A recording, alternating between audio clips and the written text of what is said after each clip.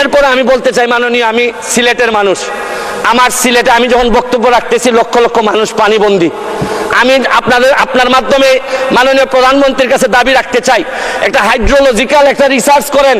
আমাদের এই পানি আগে কখনো বন্যা হইতো না, এইরকম 22-এর বন্যা, 24-এ বন্যা, আমরা একেবারে দেবে গেছি পানির নিচে। মাননীয় স্পিকার, এইটা জানা দরকার যে আমাদের এই ভারত থেকে আসা পানি কোথায় কোথায় বাধা পড়ে, এইটা দেখতে হবে। মাননীয় স্পিকার, অনেকে সন্দেহ করে মিঠামইনের রাস্তাও আমাদের এই দুর্ভোগের কারণ।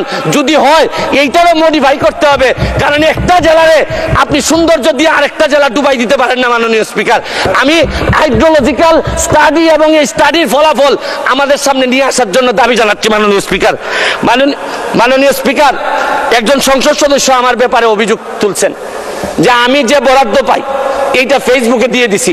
25 লক্ষ টাকার 25 কোটি টাকার কথা বলা হয়েছে।